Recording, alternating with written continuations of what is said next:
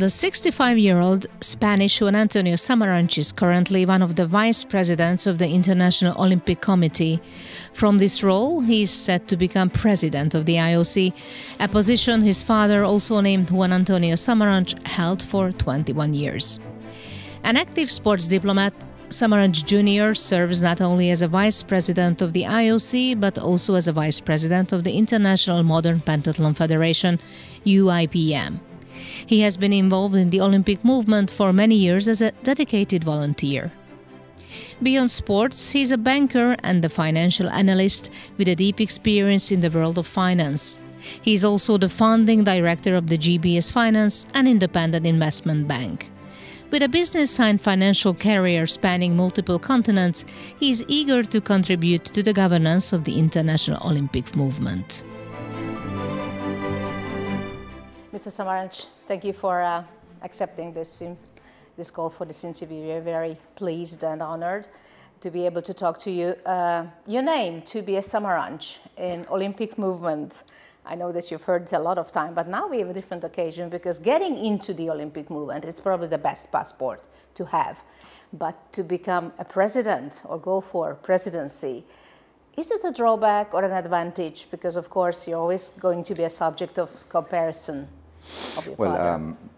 Let me tell you that in the past, I've always tried never to keep it away of the equation. Mm-hmm. I think that it never hurt, it never helped, and I hope that this continues to be the case going forward. Mm-hmm. In the campaign. I'm certainly not going to campaign based on heritage, and I hope that that same heritage doesn't hurt me in the campaign. But let me explain you that I believe that honestly to be the case. Okay. I was a candidate for the AB for the first time in 2007 in Guatemala. My father was honorary president of the IOC, and I got killed in that election by Gerhard Heiberg, but really killed. There was a big difference in votes. Some years later, in 2012, I ran again for the executive board. My father was no longer with us. In a very competitive field of candidates for that position, I had the most number of votes from all the candidates. And since then, I have won 2 other elections for the vice presidency. So I think that that proves the fact that I am here and I'm going to be a candidate. I'm a candidate for the presidency based on my own merits and my own shortcomings. Absolutely. And it will be my sole responsibility one way or the other. So, as you told me, you had a lot of experience of how to candidate, but this is a different story, basically, because, of course, you're a very busy man. You're coming from a banking sector, you're an engineer, you have a lot of things to take care of. So, and this is going to be a very extensive, a very impulsive period of time. How do you plan on this? Well, I mean, the minute I decided to look at this opportunity, and it was a decision with a lot of thinking behind it, and it means, I know what it means. It means that I'm in a point in my life where I have a lot of experience from in the Olympic movement, many years in many positions of responsibility. I have a lot of experience in my professional life as a banker and as a businessman, and I think it's time, at this point in my life, that I can try to give back to the Olympic movement all the things I've learned. So I'm ready to make the time sacrifices. I wouldn't call it a sacrifice. I'm ready to dedicate my time to this, now for the campaign, and then after for the presidency eventually. This is basically a campaign to present yourself, of course, to the IOC members, because that's who you have to convince. Not the world, not the journalists, not everybody. Basically, those who are going to vote for you. So this is basically sort of a personal test, or it's a comparison to the other 6 candidates? Well, I mean, listen, this is a very complicated or difficult to understand kind of election. Yeah. There are 106, the Electoral College is very, very short, 106, 107 people. We all know each other. Yeah. We are all basically friends among the IOC members and among the candidates. So this, I certainly don't consider it's a competition direct head-to-head with any of my colleague candidates. This is very straightforward. Each of us will present our ideas, in a very familiar base to people with which we are very, very familiar, and they will have to decide which one they believe can take the organization and the movement forward. But also it's important, this interview and interviews like this, because whoever makes it to that position will need to deal with the world. Absolutely. And we need the global sporting world, basically. Sporting and political world. Of course. I mean, we are subject to all sorts of pressures and influences. So it is important that the candidates have the opportunity to disseminate what are our ideas and what is our project, because we will need then elaborate and execute those programs, and it's not in a bubble. We will need to do that in the world. So we need to count also with public opinion, and that's also an influence, what the public thinks of you, which definitely will or could have an effect on the votes, after all. I guess we all, even the IOC members, we read the newspapers and watch newscasts. Yes, I know that they do. That's why we're here to talk. Now let's talk a little bit about the details of the Olympic movement at the moment. It was an amazing presentation. Let me tell you, I was listening to you not long ago, presenting here in Hungary, in Budapest, within this conference, and that was a very impressive summary of the Paris Olympics and Paralympics. And when we were thinking of the times of the Tokyo Games, amidst the COVID fear and of course the difficulties of those times, we would thought that, those difficulties would never come back. But we had other difficulties before the Paris Games. A very turbulent era with the Russian-Ukrainian conflict, with the Gaza conflict between Israel and Palestine. Even, I think, probably one of the biggest questions was before the Olympic Games, the safety of the Olympics. So what do you think of that? It was certainly the Games, the result of the Games has been extraordinarily powerful. It's almost a reset of many Olympic things that we needed. I mean, we had, as you mentioned, the Tokyo Games, extraordinary as they were, extraordinary the effort of the Japanese government and organizers to do the Games with 1 year delay and with no public on the stands. Previous of that, we had the Rio Games in a country that had a lot of economic problems at that time. And it was necessary, this big boost of energy and optimism that we are getting from Paris. This was not just by chance, as you mentioned. There was a lot of work by the French administration, by the French government, by the organizers, and by the Olympic family, namely the international federations and the National Olympic Committees. It was a joint effort by everybody, but security was good, perfect, nothing happened, and it was not invasive, so the guests and the people and the athletes could have a normal life and have a feeling of freedom and enjoying the Games. The competition was perfect, the city, it was the perfect scenario. So yes, we had extraordinary Games, but all that did not come without a huge effort. Mm-hmm. But it was worth it, and we plan to take full advantage of the energy we got in Paris to continue going forward. Let's talk about one of the most important points that you actually pointed out in your presentation about sustainability, which is probably one of the most important, I would say, factor of not just the present but the future Olympic Games. And you could see and you could feel, the intention of trying to do as sustainable Olympic Games as possible. But in some cases, you could also hear some critical views even from the athletes. Let's talk about not having very well working air conditioning in the Olympic Village during a very hot summer. That had an effect on their resting ability to be able to fresh for the next morning. They also had some problems with the transportation. I also could talk about the fact that the journalists had no media transportation at all between venues. You had a metro ticket, which was quite good, but when you had to get from one venue to the other on time, and you have to move together with the crowd, it's very difficult. So sometimes you get the feeling that sustainability is sort of saved on those sides of the Games which is not visible.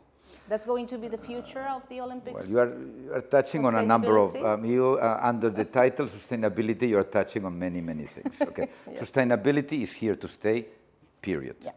This is, yeah, of course, this is definitely, and it's not in the Olympics, in anything. This meeting of heads of sports representatives of the European Union is designed and thought on to be as sustainable as possible. Right. The Games in Paris, the carbon footprint of the Games is 50% of the Games in London only 12 years before, and this will continue. This will continue, and that is for sure. Even in Los Angeles, where is no public transportation at the moment, really? But there, I mean, the carbon footprint is not just the public transportation, is not just the it's okay, transportation. But it's just one factor. It's one factor, but there are many others, and they will be in the forefront of the technology. You're talking about California, and they are a very, very conscious society towards sustainability. And there is also the other part that you mentioned, the kind of level of service that we can offer our constituencies. Yes. We have to make sure... That's definitely decreased. The level of service definitely decreased. Maybe that has to be the case. Maybe we, the IOC members, are not as important as we feel. Maybe the National Olympic Committees have to make some sacrifices. Maybe the federations, maybe the press. We have to make sure that the organizing committee and the country and the city that organizes the Games can put together a perfect organization within reasonable cost. And we should all chip in and make a little effort. And if the IOC members don't have a car for each other, fine, fine. And if the press has to make some effort and have to plan a little better the traveling between sites, maybe that is the way it's going to go. But we have to make sure that we have, that organizing the Olympic Games is a good proposition for the local community, for them to be proud of, and for them to enjoy benefits for years to come.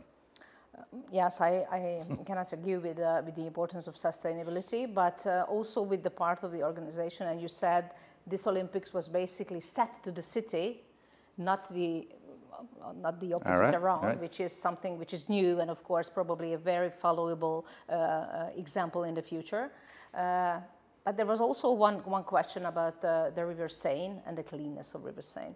There was a huge argument, even during the Games, you know, that if you can make that risks to sacrifice the athletes' health in order to have that kind of organization, which is, of course, beautiful, you know, in the backdrop of the Eiffel Tower.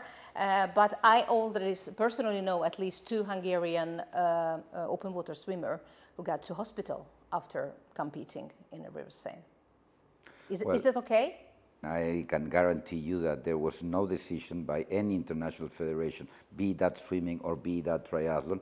They were doing very thorough tests. Even triathlon had to postpone a few days because with the rain, the level of quality of the water in the Seine was not good enough for swimming. Yeah, but and some people said that in a couple of days it's impossible to change. Well, sorry, I mean... I'm not an expert in that. I'm not an expert either, but we need to trust our experts, and I do trust them, and we are very thorough in those things, and the health of our athletes, of the athletes of the world, especially the most brilliant athletes in the world at that point in time participating in the Games, is of the utmost priority to all of us. So there might be cases, but I think that the water, when all the athletes that competed in the River Seine, when they competed, the quality of the water was standard, was within the standards necessary for the competition.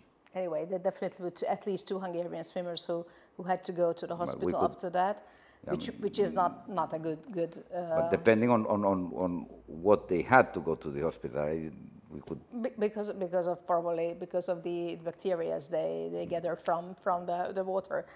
But what I'm talking about is just wouldn't it be smart to have at least one alternative for a solution like that, to maybe to find another way if we cannot provide a very safe environment for the athletes. Of course, I'm talking about the future because it's a past what we are talking about, but maybe to think in the future to have an alternative solution in a case like that when we cannot provide the absolutely safe environment for an athlete.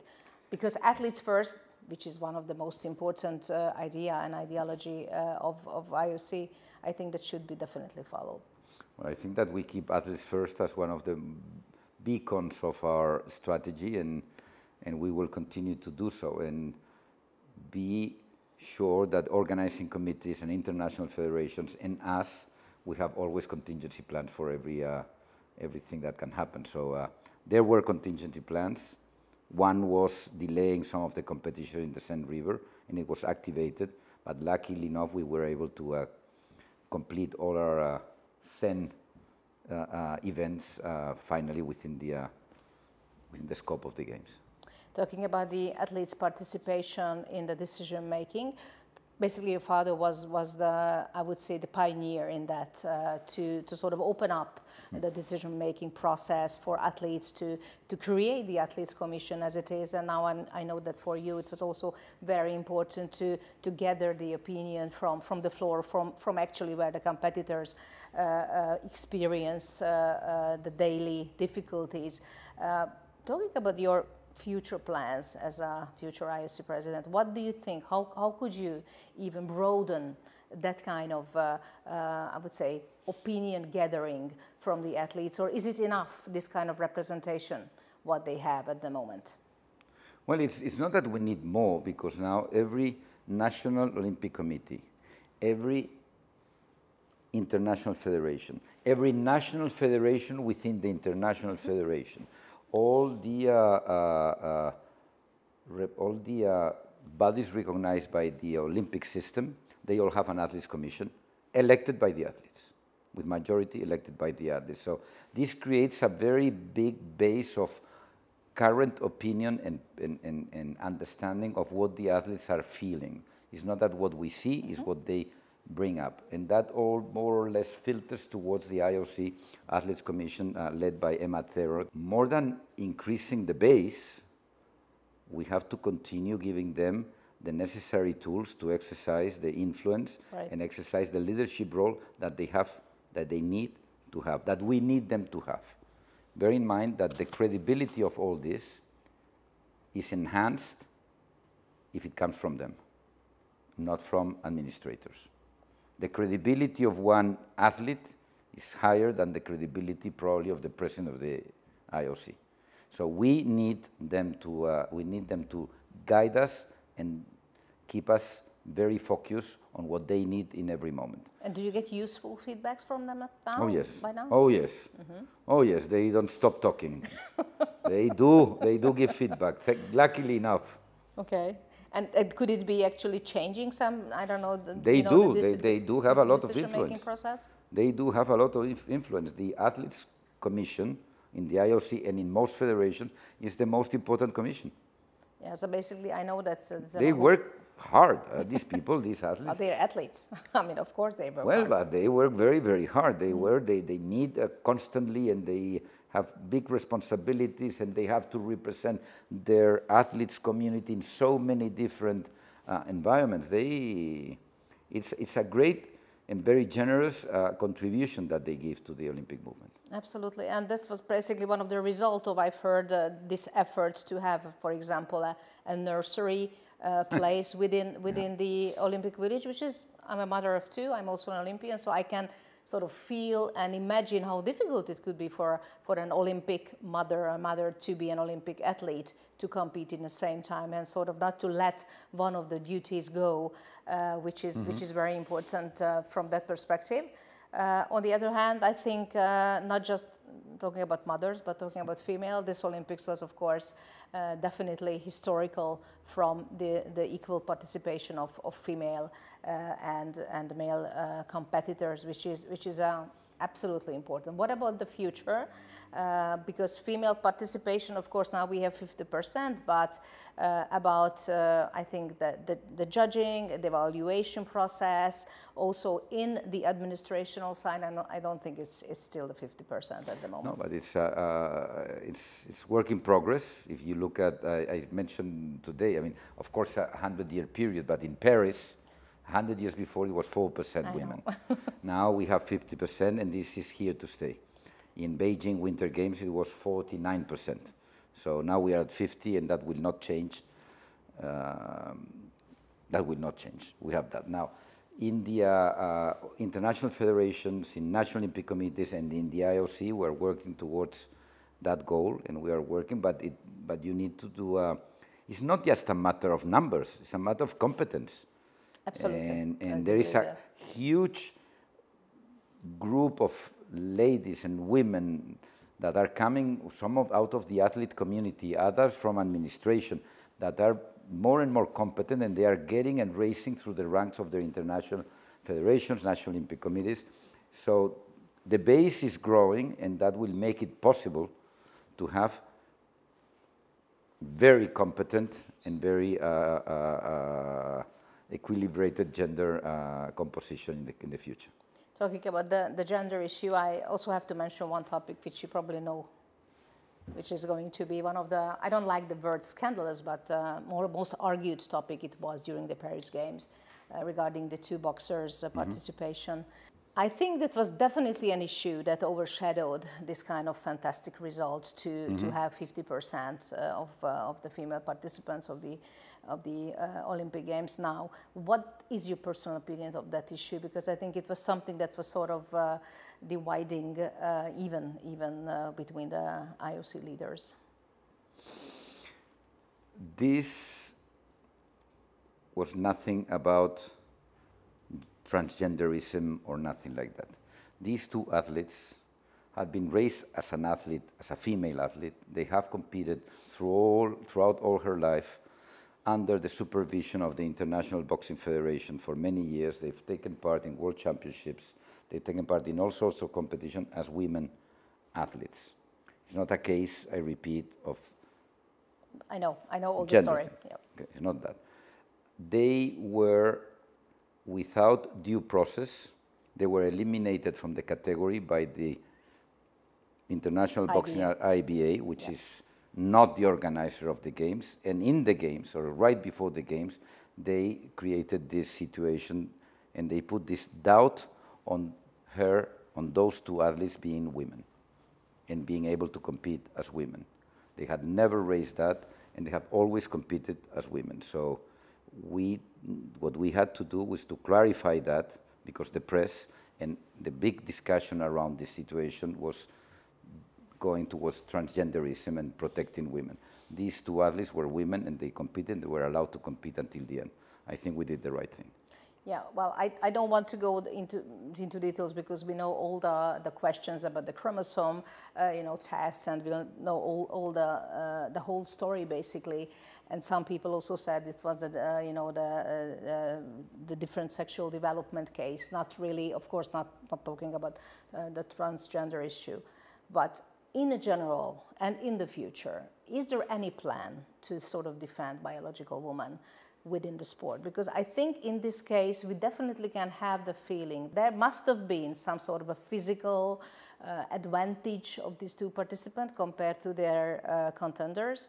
And the question is whether there is a safe way for biological women in the future within the Olympic movement. There has to be. There has to be. Right now, each sport and each international federation has the responsibility to protect the woman in their specialty, because the level, this situation depends very much on different sports require different protection. However, I think that we have to come with an overall solution that protects a biological woman from unfair competition. Right. That has not only the unfairness and the fact that it might discourage new generations of female to participate in the game, but also has health issues and risks in certain sports. So we need to tackle that in a much more focused way. Do you have a plan for that? Oh, yes. I think that we have to do it, and we have the IOC will have the obligation to be at the forefront of this decision, of this effort. We cannot just disseminate the responsibility. It has to be ours.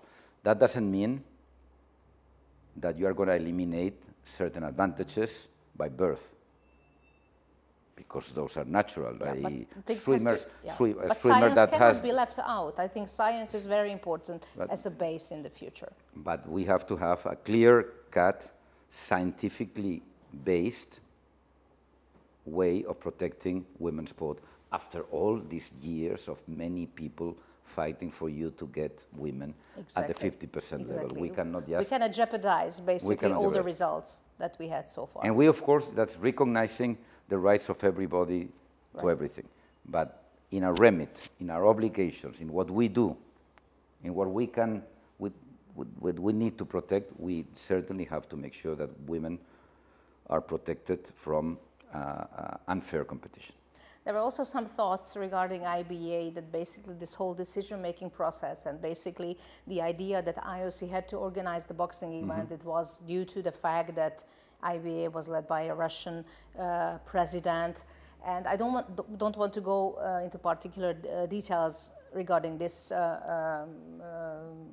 international federations, but in general, what is your thought, what are your thoughts on the fact that before this Olympic Games there was this very difficult case with the Russian athletes and the Belarusian athletes' participation, and of course there was a way to be a neutral athlete and there was a neutral status in order to be able to participate. But there are still some, and not a few opinions saying that there are double standards in a way, because which war, is I would say more awful to be a part of it. How can you compare conflicts and human conflicts from one conflict to the other regarding who can participate? And I know that also your father had always the intention to try to open the Olympic movement for all the athletes and basically to try to have the sports free from any kind of discrimination, even regarding the nationality.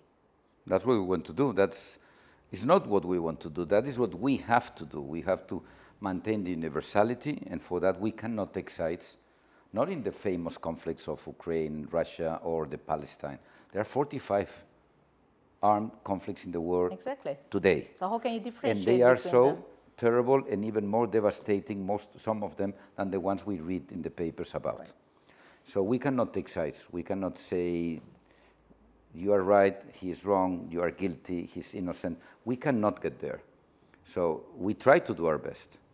And we try not to take sides. And we did not suspend Russia or punish Russia or suspend the Russian Olympic Committee because of the war. Because that we cannot stop war. We cannot. So then what was the reason? Wasn't it because of the invasion? Russia was suspended, the state, and the non-organizing events, not getting accreditations to the games, not being able to send officials, because they did not comply with the Olympic truce that they had signed by invading another country in an act of war, but not because of the act of war. They had signed the Olympic truce agreement at the United Nations, and that was in between. That's right, a violation of that agreement, and it was in between the Olympic and the Paralympic Games in 2022 in Beijing. And that is the reason why we suspended Russia. We did not suspend the Olympic Committee. We were hoping the Olympic Committee could bring and organize their team to come to the Olympic Games. But then the Olympic Committee of Russia did breach the Olympic Charter. Says specifically in the Olympic Charter that an Olympic Committee cannot cannot take over the responsibilities of a fellow National Olympic Committee. And that's what they did in Donbass, eliminating the existing Olympic Committee of Ukraine and taking over the responsibilities. We had to act on that, and we suspended the Russian Olympic Committee. But then we opened the door as an individual neutral athletes to their athletes. Yeah, but in a number of participants, it was a very few number compared to how... Look why, try to analyze why there were such a few numbers. Most of the athletes that came from Russia as individual neutral athletes were cyclists and tennis players that live outside Russia and live in a professional circuit. Right. Our invitation and the qualification in many other sports was open, and many Russians qualified for that. They did not come. So they could have. They could have. What about the future? What is going to be in the next Olympics and the upcoming Olympics regarding this I would say, unbalanced situation now? Well, what do you mean unbalanced? I mean, we try, the day we take sides, the day we make decisions as an organization, as a system, as the Olympic family, based on what each individual or some individuals we think, we would be threatening the existence of the Olympic movement itself. I mean, I live in the West. I read Western press. Most of the people I know, for example, on the Russia-Ukraine conflict, we have the same opinion. But you know what? 2/3 of the world have the different opinion. So we cannot take sides. It's not to us, it's to the governments of the world. It's for the big fish. I mean, the big governments, big European Union, big countries, United Nations. That is the remedy. We wish we could stop war or we could say who is right or wrong.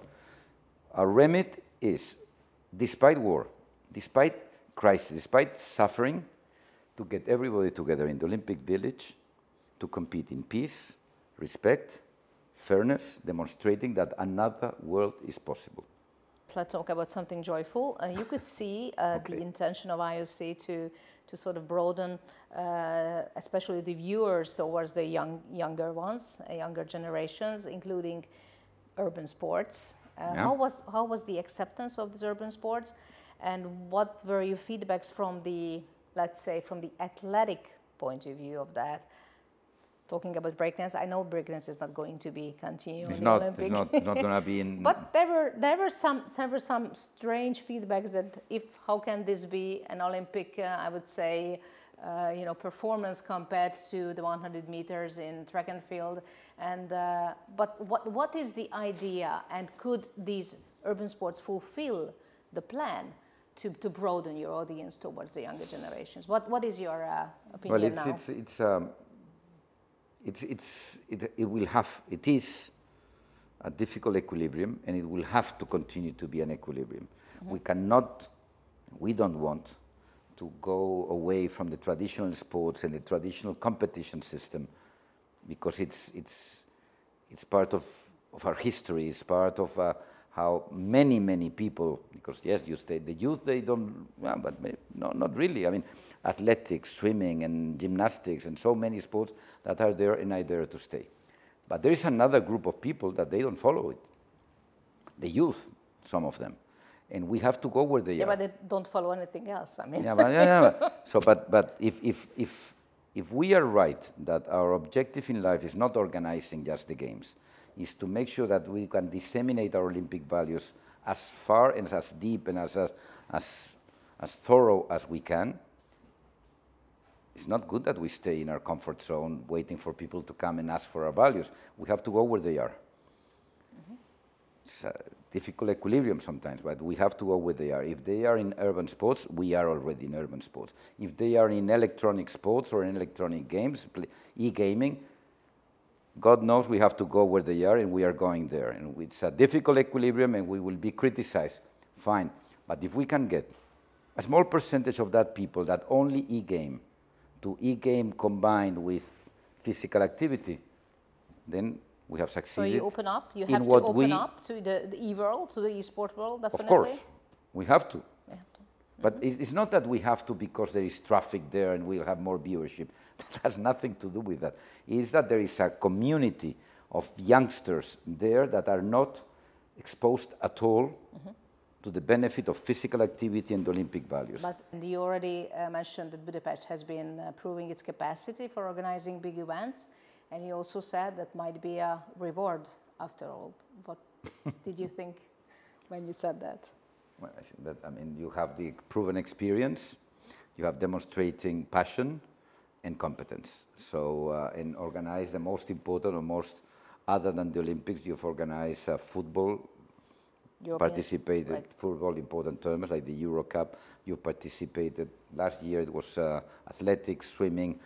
Every now and then, it's not once. It's, you do that repeatedly, right? And many others are coming. So where can it lead to? Well, I mean, would it surprise anybody to see a Budapest or Hungary bid for the Olympics in the coming future? I don't think so. Thank you so much. You're welcome.